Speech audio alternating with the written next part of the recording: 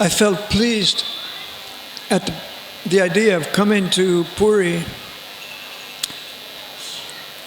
because I haven't been here for a long time, and it's a rare opportunity to be in Puri,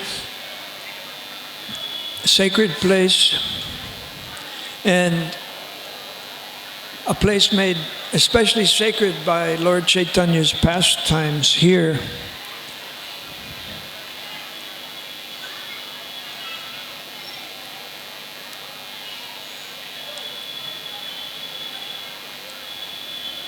I want to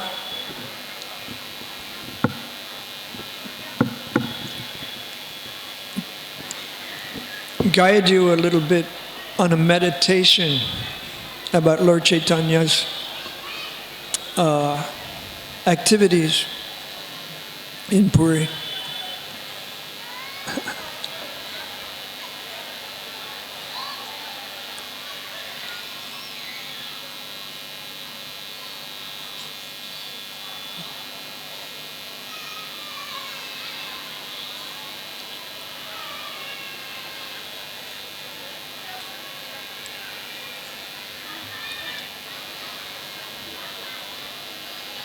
Okay, I'm ready.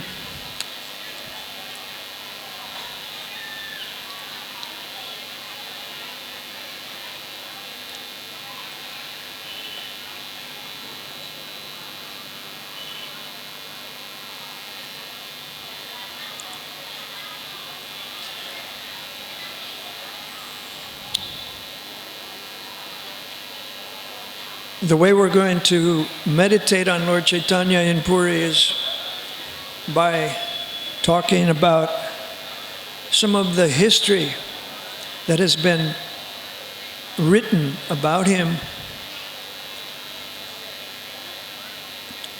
You know that the most influential Bengali book, Sri Chaitanya Charitamrita,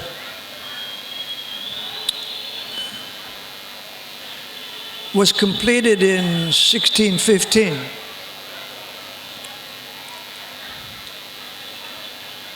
But Chaitanya was in Puri inspiring the devotional tradition in the early 1500s. And a little later, in 9 years. In 1533, Lord Chaitanya left the world. 1533.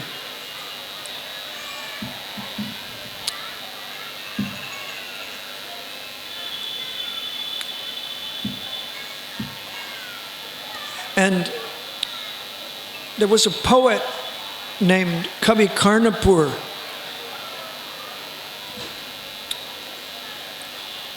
who was a teenager when he finished writing his first book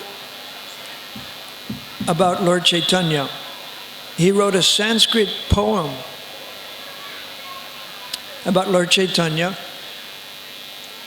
and he finished it 9 years after Lord Chaitanya left the world. He finished the poem in 1542, and he was just a teenager. But he was very well connected in his youth and even in his babyhood with Lord Chaitanya through his father.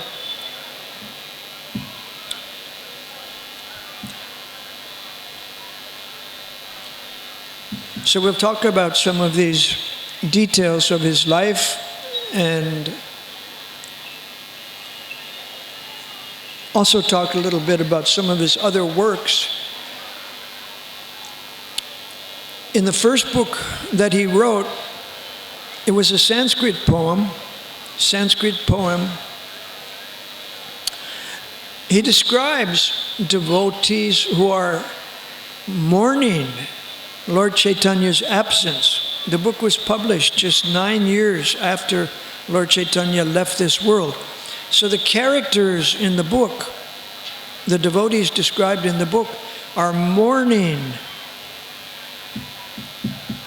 Lord Chaitanya's absence. And to console one another, they're sharing memories of his life. That's what Kavi Karnapur's poem is about.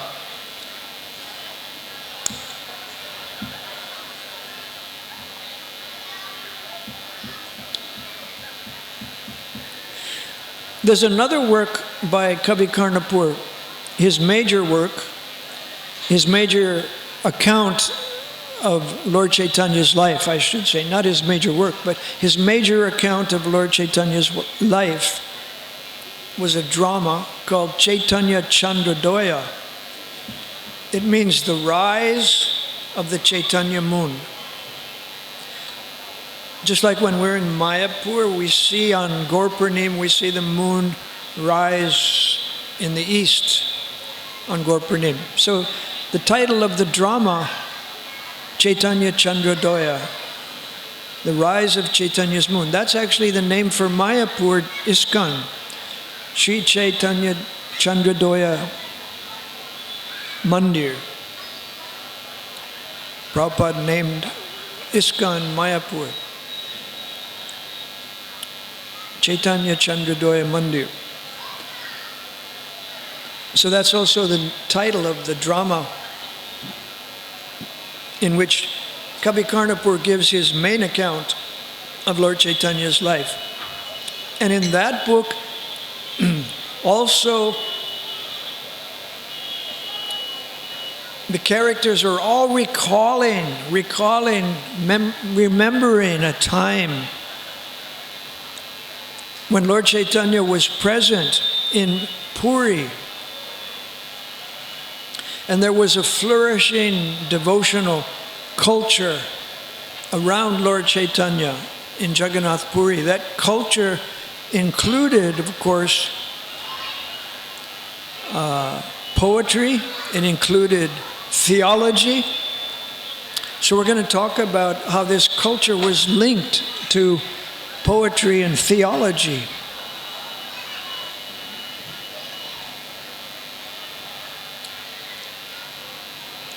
Lord Chaitanya lived the second half of his life in Puri, the second 24 years of his life here. And Kavi Karnapur did not live in Puri. But as a baby and as a young boy, when he was visiting Puri with his father, he had extraordinary encounters with Lord Chaitanya.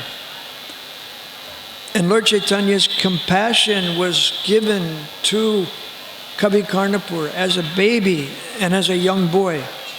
And he wrote that Lord Chaitanya's compassion is the source of his what he called splendor of speech.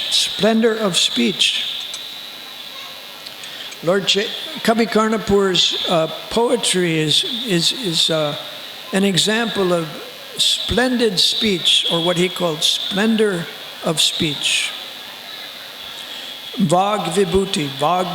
Vag means speaking, and vibhuti means something very opulent and splendid. Vag vibhuti.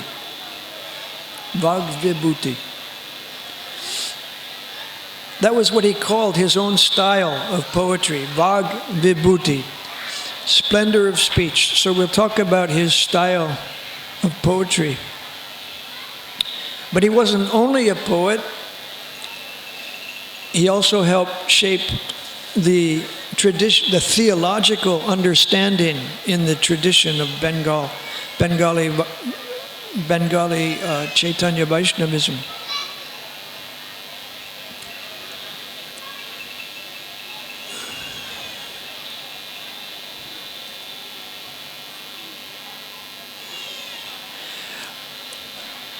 I want to draw your interest to the history of Jagannath Puri. The temple of Jagannath Puri became empty for 24 years after Lord Chaitanya left this world, the temple was empty from 1568 until 1592 because an Afghan army invaded Bengal. Orissa invaded Orissa. The Afghan army was in Bengal already. The Afghanis army was already in Bengal, and because the king of Puri made an alliance with the Bengalis to fight this Afghan army, the Afghan commander came into Orissa to take revenge against the king.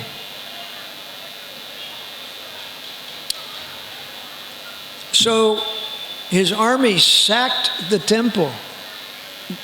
The priests had to go away from the temple with the deities.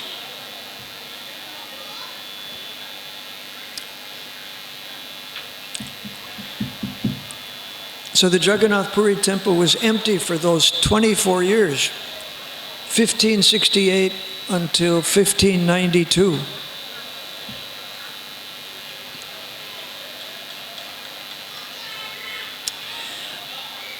But neither the Chaitanya Charitamrita nor Kavi Karnapur's dramas and poems mention this. They don't mention it because they were not very concerned with recording the political history. They were concentrating on the culture of Lord Chaitanya's pastimes.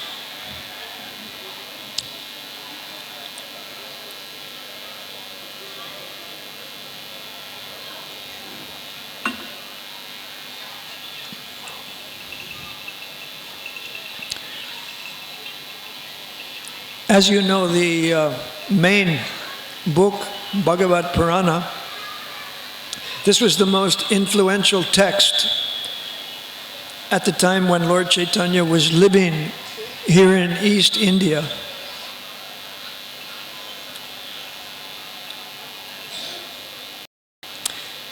And this inspired the Vaishnavas to write poems and dramas in praise of Krishna.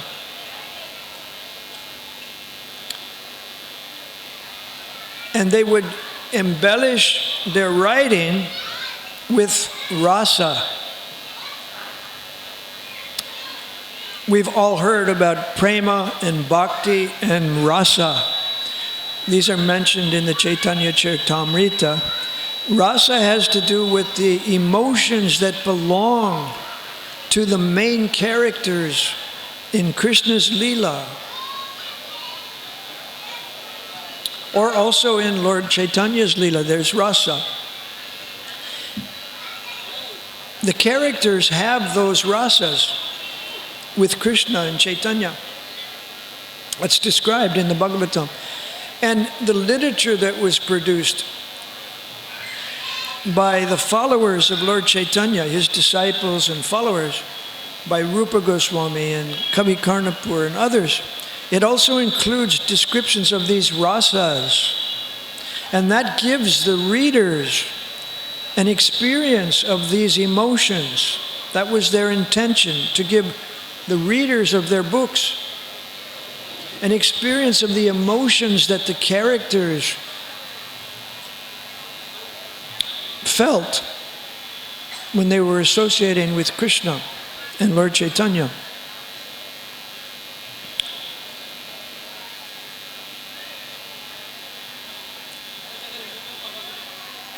Kavi Karnapur was particularly expert in the science of rasa.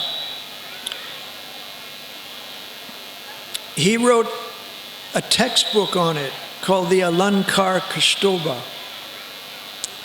And it's the most elaborate and most influential work on literary theory in Chaitanya Vaishnavism. So Kavi Karnapur was not only a poet, he was a literary theorist. And he describes rasa as the soul of poetry. And he says poetic language embodies the rasa. So the poetry is the body of the rasa, and rasa is the soul. It's almost like a living entity. The rasa kind of makes the body of poetry live. So rasa was a very important feature and of great interest to Kavi Karnapur. And he developed also a philosophical explanation of language.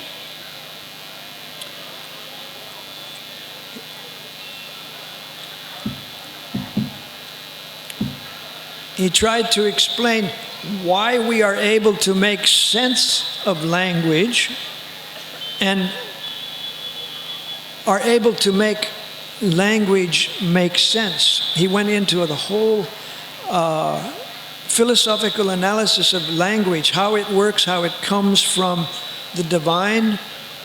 Originally, everything comes from Krishna. Language, therefore, also comes from Krishna. He made a philosophical analysis of language, very detailed, and then he discussed characteristics of language. This was Kavi Karnapur's work as a scholar.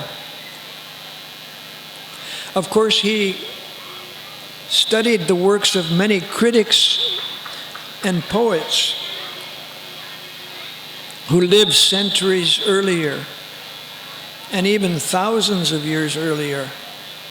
And he draws on many of these poets and critics and formulates his own poetics.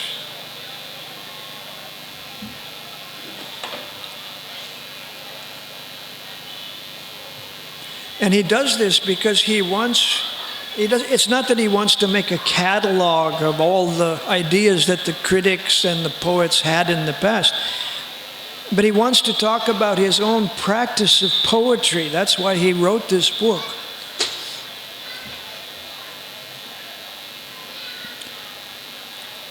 So he's quite a skillful poet, but he's also able to explain his skill and why he writes poetry the way he does.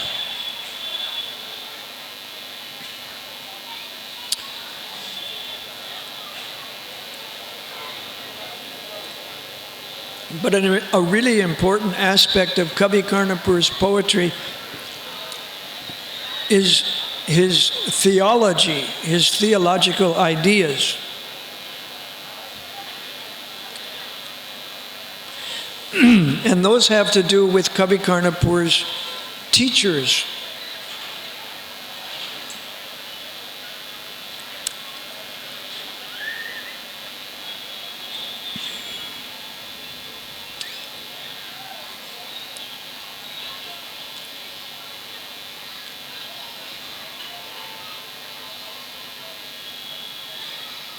The guru, the teacher, the main teacher of Kavi Karnapur is described in the Chaitanya Charitamrita by Srila Krishnadas Kaviraj.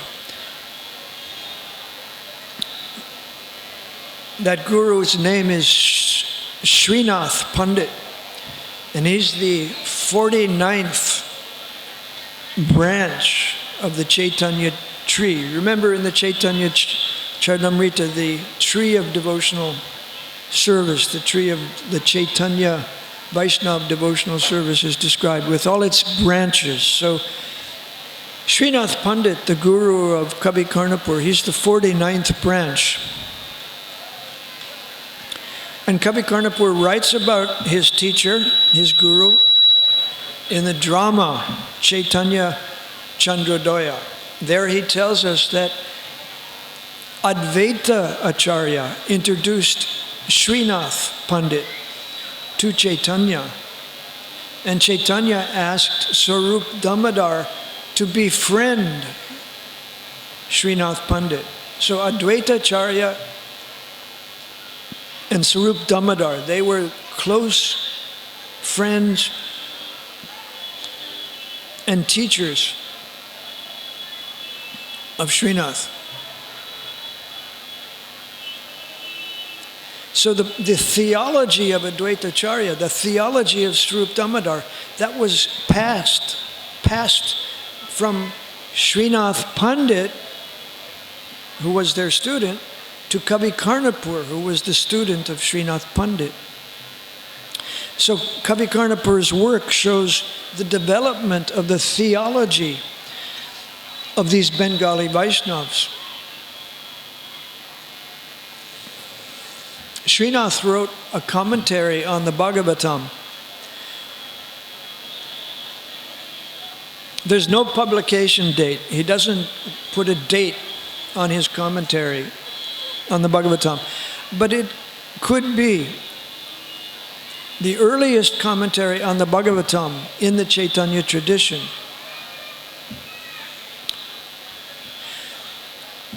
And you may already have heard what kind of strategy he used. Srinath Pandit described in the first verse of his commentary, you might have heard this verse, the son of Vraja's king, Krishna, is the worshipable Supreme Personality of Godhead, and his abode is Vrindavan. The lovely method of worship performed by the gopis is the highest. The scripture Bhagavatam is the spotless means of knowledge. Amala Purana, spotless means of knowledge. And the goal is love, prema. This is Sri Chaitanya Mahaprabhu's thought, and for us there's nothing other than this. This is the opening verse of Srinath Pandit's commentary on the Bhagavatam. So he wants to comment on the Bhagavatam entirely from this perspective, that Krishna's the worshipable personality of Godhead, his abode, Vrindavan, is filled with many devotees who worship him, but the lovely method of worship performed by the gopis is the highest. The Bhagavatam is spotless, and love is the ultimate goal of life. So that's how Srinath Pandit wrote his commentary on the Bhagavatam.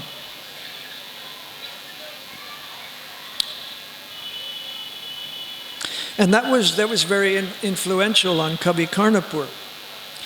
In fact, the literary works of the six Goswamis in Vrindavan didn't reach Bengal until the end of the 16th century. That means like 1590, like that.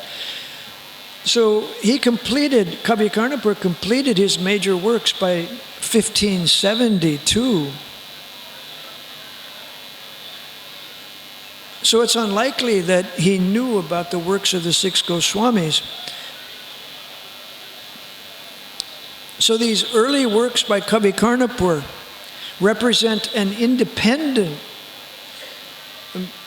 theological tradition based on Advaitacharya and Swarup Damodar and Srinath Pandit. And for example, Kavi Karnapur, here's a good example. He was the first author to articulate the doctrine of the Pancha Tattva. He was the first one to articulate that. Kavi Karnapur. Means that Krishna has 5 manifestations who all teach the world devotion. So that's kind of important for our early understanding of Chaitanya Vaishnavism, Bengali Vaishnavism, as articulated by these persons I just mentioned.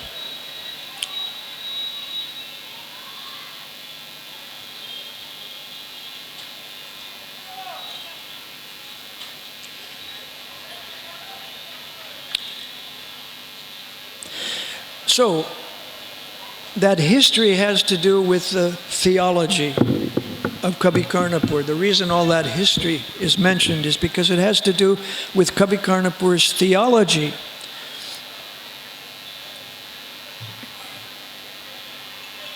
And this theology has to be placed next to his poetry. He has many ideas about poetry, as I described. And the theology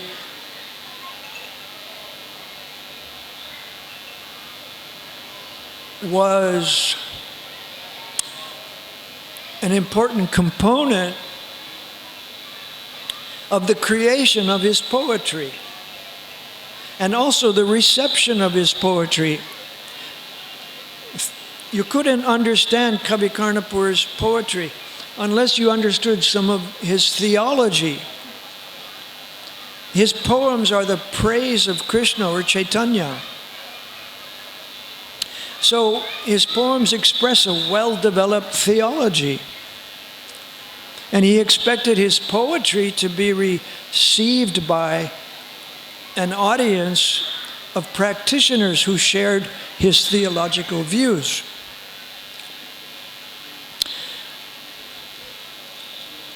As you know, Sarup Damodar, Lord Chaitanya's secretary, was very careful not to present any writing to Lord Chaitanya unless it passed his test. Sarup Damodar tested all the literature that writers presented and said, we want Lord Chaitanya to read what we have written about Krishna.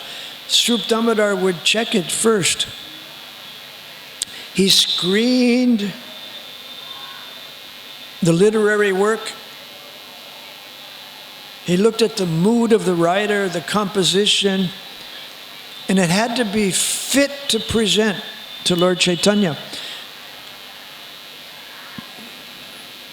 Because if there was some theological mistake in the writing,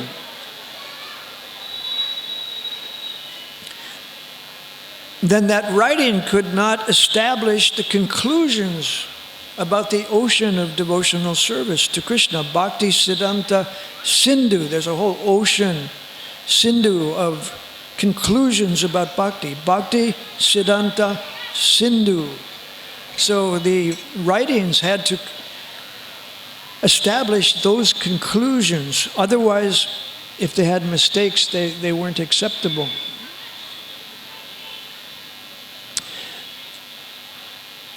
So this culture of Lord Chaitanya, the literary culture of Lord Chaitanya in Puri,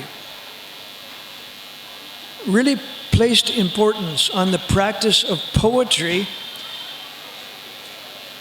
which was based on the tradition's theology, and also the importance of theology for the writing of poetry. Poetry and theology were placed side by side in this tradition.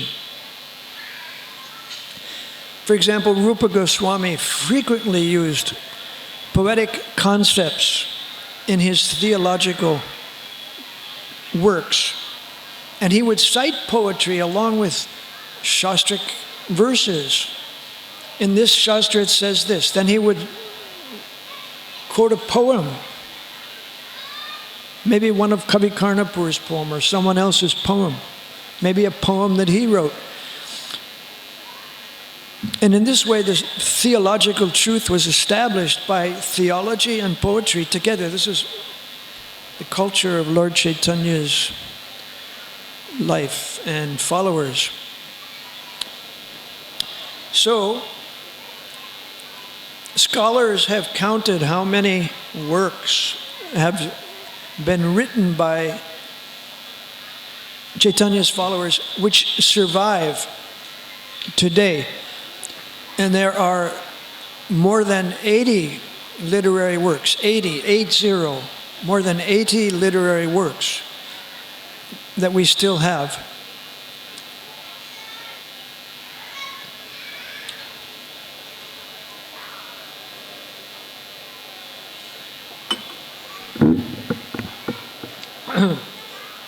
I I'm glad this is holding your interest. Thank you very much for listening. I'm glad you're interested. Now I'll tell you about Kavi Karnapur, the poet. Kavi Karnapur means he who adorns the poet's ears. He who adorns the poet's ears. What does that mean? Poets have ears. And what adorns the poet's ears? Beautiful splendor of speech, beautiful glorification of Krishna and Chaitanya. That adorns the poet's ears. The father of Kavi Karnapur was Shivananda Singh. He met Lord Chaitanya here in Puri in 1512. Shivananda Singh, Sri Chaitanya Mahaprabhu ki jai. 1512. So that's how many years ago? A few centuries, 500 some years ago. And what did Lord Chaitanya ask Shivananda Singh? Well, because he had so much money and so much influence, Lord Chaitanya asked Shivananda, would you please provide for the Bengali devotees when they make their journey every year to celebrate Rath Yatra? So Shivananda Singh, thereafter, he used all his wealth to support the pilgrims. And thus he became a very trusted follower of Lord Chaitanya.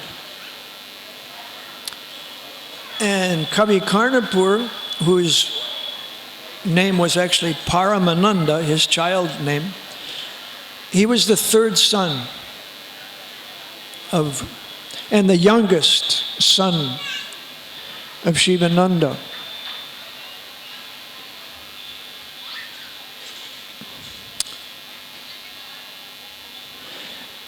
When Shivananda Singh's wife was pregnant, carrying the baby, Lord Chaitanya met them here in Puri, and he told Shivananda Singh to name the baby Paramananda. So the baby Paramananda Das, a year later, 1 year later, Shivananda Singh brought the baby Paramananda Das and introduced Lord Chaitanya to the baby. And you may have read in the Chaitanya Charitamrita what happened then. Lord Chaitanya put his toe in Paramananda's mouth.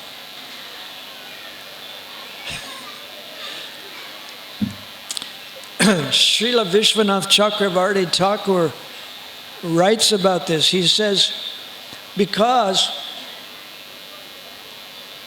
Kavi Karnapur, as a baby, had the toe of Lord Chaitanya in his mouth, he tasted all the rasas, and he was able to become a great poet. So that sounds kind of weird, but there's some evidence to back this up. Because when, we'll call him Kavi Karnapur, but Paramananda, either name, when Kavi Karnapur was only 7 years old, he was still a boy, Lord Chaitanya asked him to speak. Now, usually a 7-year-old boy cannot speak something very fluent or something very wonderful. But this was amazing. Paramananda extemporaneously composed a Sanskrit verse. And it had a meter. It was in the Arya meter. How did he learn that? How did he know that? He didn't study poetry when he was 7. So he had poetic genius when he was 7 years old. And this was taken as a proof of the greatness of Lord Chaitanya's grace. This is written by Kavi Karnapur, Vishwanath Chakrabarti Thakur comments upon it.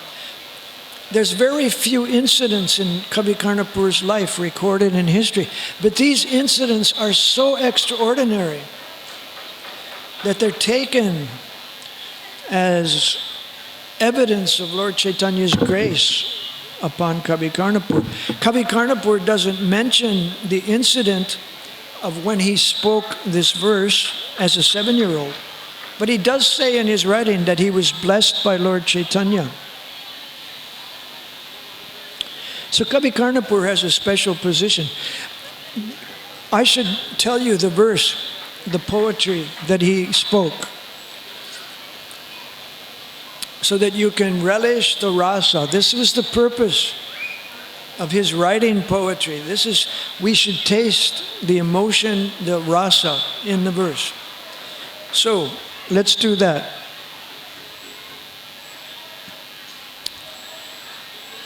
The first line of the poem,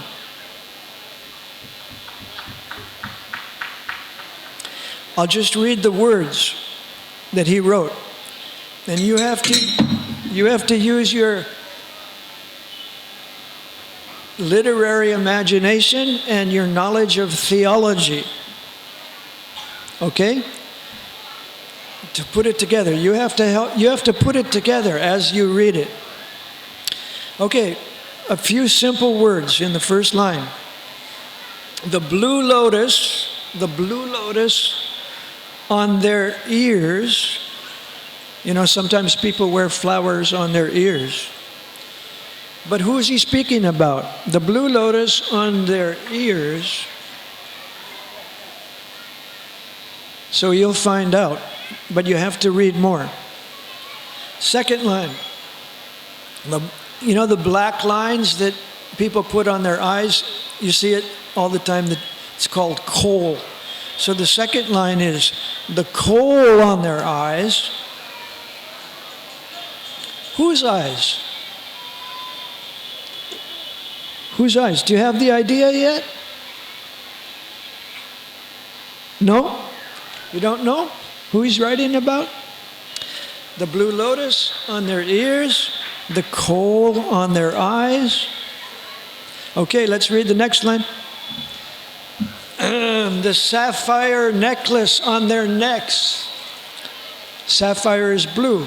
Necklace. The sapphire necklace on their necks. On their chest. Who's that? What is that? Do you know yet? Okay, the next line. All glories to Hari, the entire ornament of the women of Vrindavan. He's the blue lotus on their ears, he's the kohl on their eyes, he's the sapphire necklace on their chests. All glories to Hari, the entire ornament of the women of Vrindavan. That was spoken by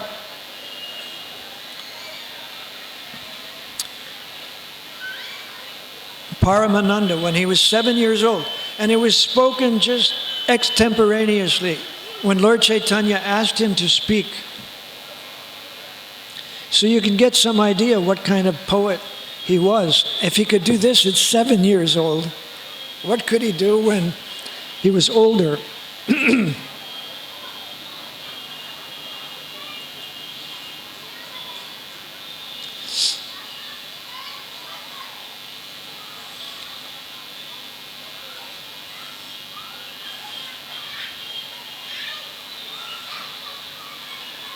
One thing about Kavi Karnapur, you know, he had a very wealthy father. So his father was able to afford to educate him in the literary tradition, the Sanskrit literary tradition. He was able to go to school and study the literary tradition.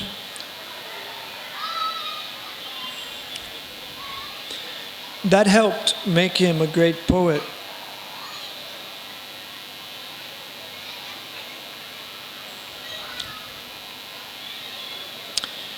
His father spent money on his education.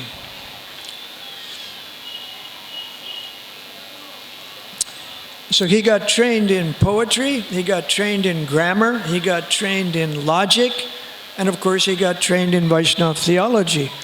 But another thing is that his father knew all the Bengali Vaishnavas. Every year he would meet all the Bengali Vaishnavas and support them on their pilgrimage to Jagannath Puri.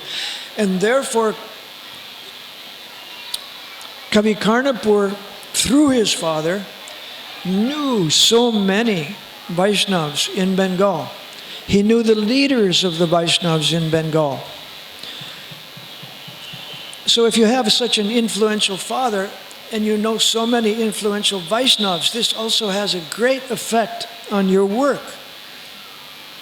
And therefore he wrote one other book, Gaur Ganodesh Deepika.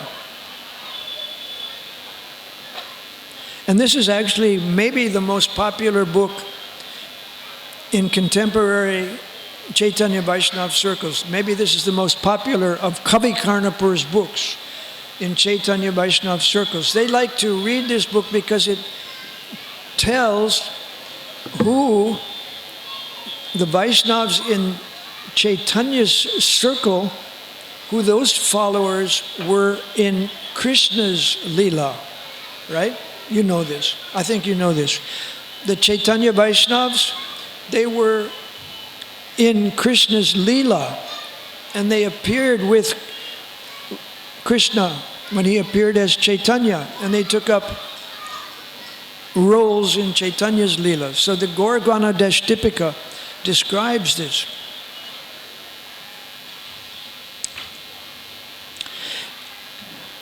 Now, one effect of this book, Gaur Ganodesh Deepika,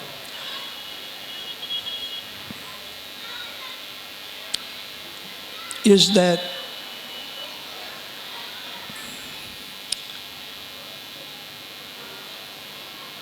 it was a unified presentation of all of Lord Chaitanya's companions. You know, Lord Chaitanya had many companions. He had companions in Navadvip. He had companions in Puri. He had followers in other places where Nityananda was preaching. He had followers in the place where Kavi Karnapur and Krishnadas Kaviraj were born. There were at least 5 or 6 main places where the Lord Chaitanya's followers lived in Bengal. And this book, Gaur Ganodesh Deepika, is a unified presentation of all these followers. So this was an important book to help the Bengali Vaishnavas shape their understanding of Lord Chaitanya's companions. This is how they got their understanding of Lord Chaitanya's followers.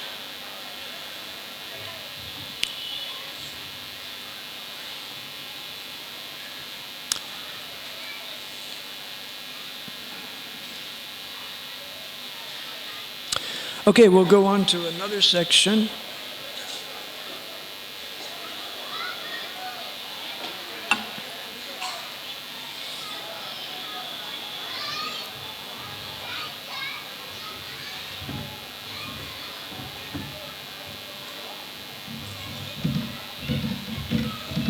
We've been talking about how Srila Vishwanath Chakravarti viewed Kavi Karnapur. He viewed him based on what was written in the Chaitanya Charitamrita about Kavi Karnapur's encounters with Lord Chaitanya as a boy and as a baby.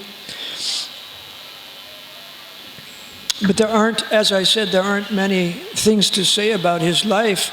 There wasn't much that was recorded about his life. But he probably got married, and he lived in Bengal until the 1570s.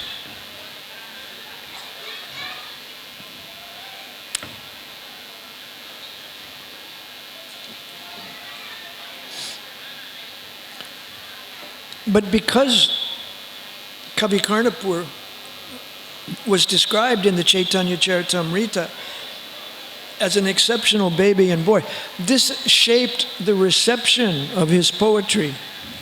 People who read his poetry did it based on knowing about him. Is Maharaj ready? Okay. So, we'll stop here. Thank you very much. Hare Krishna. Glorious Srila Prabhupada. Thank you very much.